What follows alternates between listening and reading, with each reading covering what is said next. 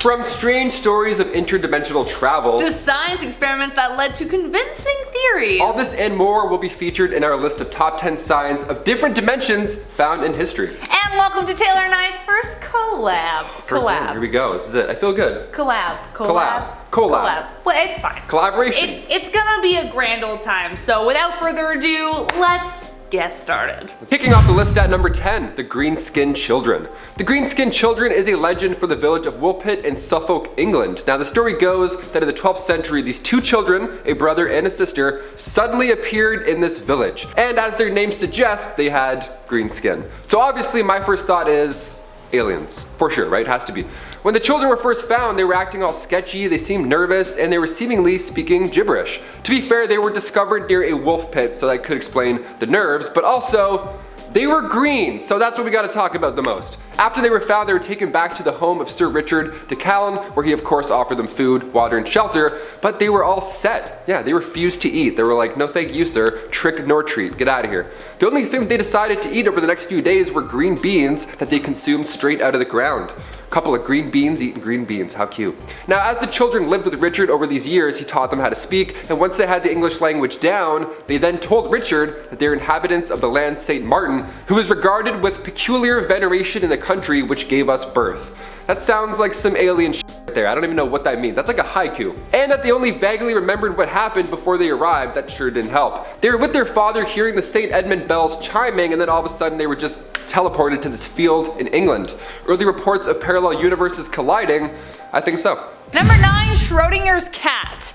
Yeah, here we go. If any of you are fans of the Big Bang Theory, then you have heard of Schrodinger's cat, which means you might know the name Erwin Schrödinger. Erwin was born in 1887 in Vienna, Austria, and his life's work in quantum mechanics revolutionized the field. And we honestly can't talk about parallel dimensions without talking about quantum mechanics. Yay. In 1926, he changed the community by developing an equation that predicted the location of electrons in an atom, and received the Nobel Prize for his work in 1933. But his most famous thought experiment was Schrodinger's cat, which he made in response to the Copenhagen interpretation of quantum mechanics. That interpretation states that any particle exists in all states until it is observed, so get ready for this mind-blowing thing.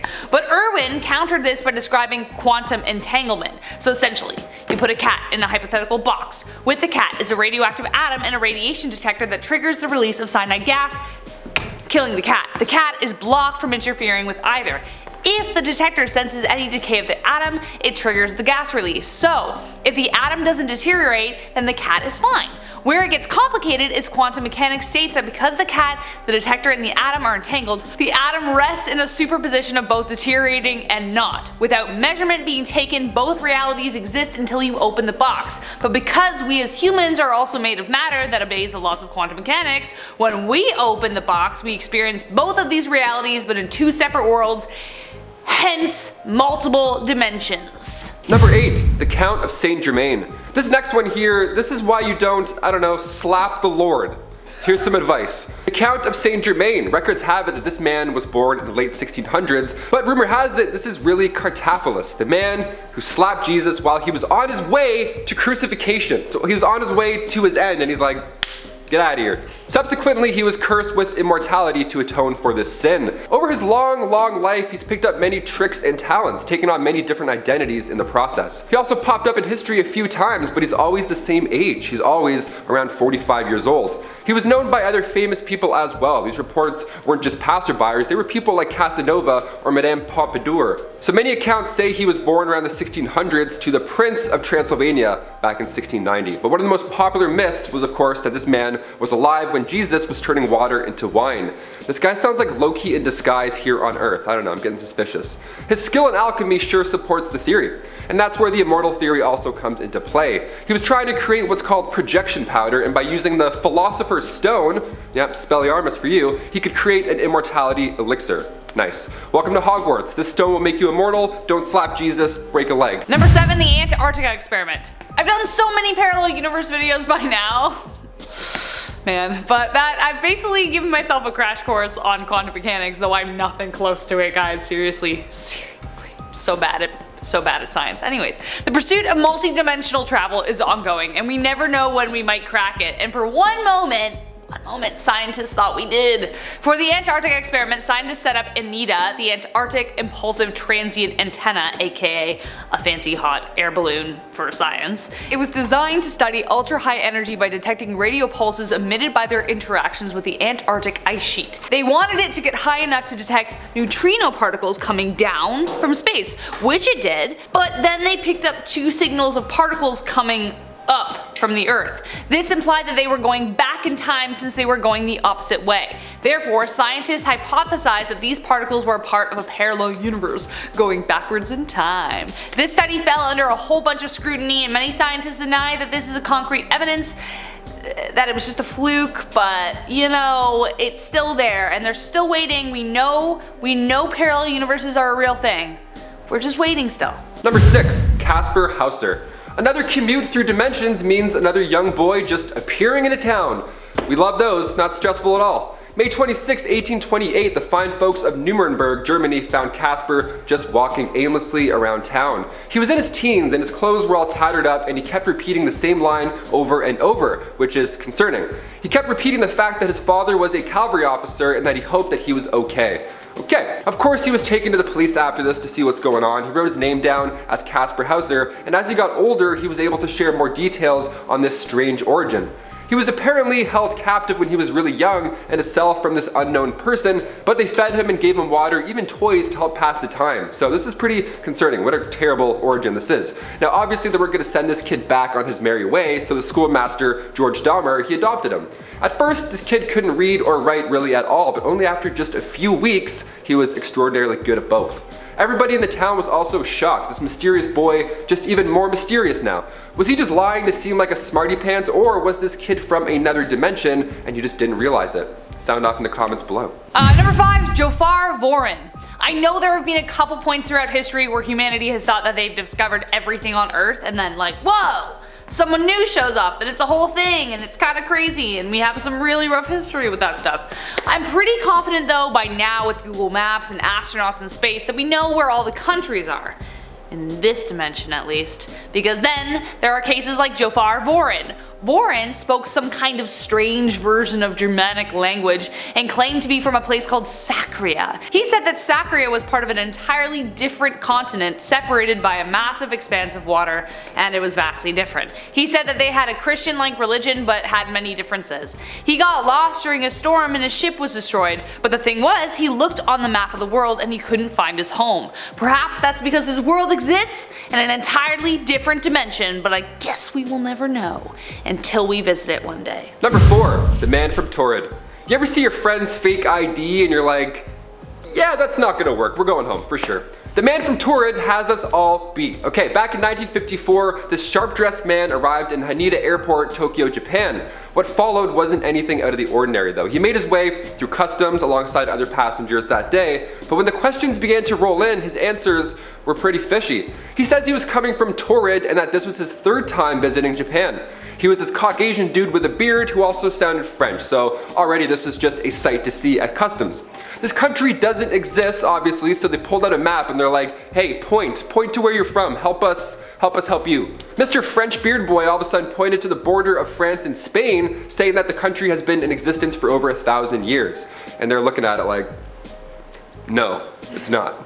He was actually confused why it said Andorra instead of Taured. He was like, oh, is this an old map? No, you're from a different universe, get out of here. He had with him currency belonging to numerous countries, being a business guy and all with a beardy boy. So they had him at this hotel until they could figure out what was going on. They had a tight watch on the hotel obviously as well, but overnight, he vanished. He was just gone. 2 guards watching the door didn't see or hear a thing. The last we saw of him was up high in a hotel, sans balcony.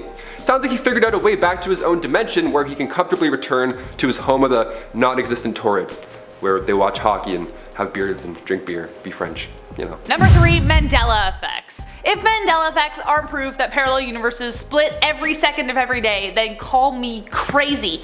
Put Put me in a rubber room. I'll probably have a good time. The Mandela Effect is a weird phenomenon where a mass amount of people remember the same things, but differently and incorrectly. Doctors believe that this is simply a case of how poor memory can be, that we all just have really bad memories. Like, I mean, to be fair, I don't remember what I had for breakfast like 2 days ago. That's pretty bad. But it was coined after a massive group of people remembered Nelson Mandela died while in prison in the 1980s, while he actually lived until 2013. Weird. Here are a couple more examples. Everyone remembers the Berenstain Bears were spelled with the E-I-N, but it's actually always been the Berenstain Bears. Second, Looney Tunes versus Looney Tunes. Looney Tunes spelled T-O-O-N-S, but it's actually spelled T-U-N-E-S, like iTunes. And recently, the one that blew my mind was the movie Shazam, where Sinbad played the genie.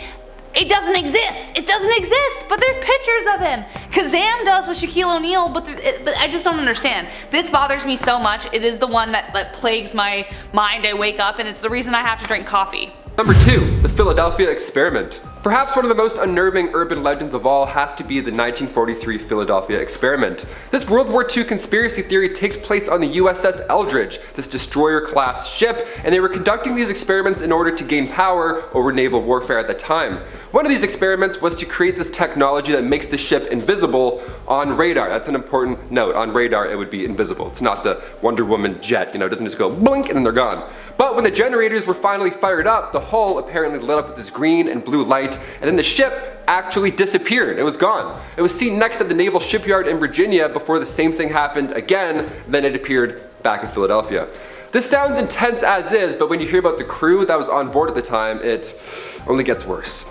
Some went mad after the dimensional dip, while others had body parts fused to the ship. Imagine finding your crewmate's arm in your pantry. You're like, Phil? It's Phil's arm! Oh my god, I thought he was off today. It's nuts. We're back at number 1 with the Higgs Boson, or just CERN. CERN in general. CERN has a lot of interesting experiments happening behind those tightly closed doors. It would be any physicist's dream to work there, I'm sure. But what it is most famous for at the moment is the Large Hadron Collider, which discovered a revolutionary new particle called the Higgs Boson, aka the God particle. The existence of the Higgs boson was first proposed in 1964 by Peter Higgs and Francois Englert. It is a particle that is associated with the Higgs field, a field that gives mass to other fundamental particles. I don't quite understand this, but essentially it's like what allows us to understand how things gain mass. This is a massive discovery, and a terrifying one. According to the late Stephen Hawking, the Higgs boson could destroy the universe by triggering, and I quote, a catastrophic vacuum decay which would cause space and time to collapse and we would not have any warning to the dangers. Unquote. Not scary at all, but that's not the only thing that the LHC could do. When CERN first opened, Sergio Bertolucci did say that the LHC has the potential of opening up doors to other worlds for a, and I quote, very tiny lapse of time. Just enough time to send something through before it's shut again. The fact that scientists have so much faith in this machine proves that they have enough evidence at least to believe different dimensions exist. I just hope their experiments don't stop all of time itself, but I guess I wouldn't know if it had. And that was our top 10 list of signs of different dimensions found in history. And if you liked this video, you know exactly what to do. Smash the like button, comment, subscribe, sell your soul, etc. You know all the good stuff. Yeah, and if you liked our duo, come visit us over at Bumblebee, because we do even weirder stuff with collabs. And even weirder. Even weirder. I can imagine what that looks like. I've been your host, Taylor McWaters. And I've been your host, Rachel Fisher, and until next time, take care, folks. Bye. Bye.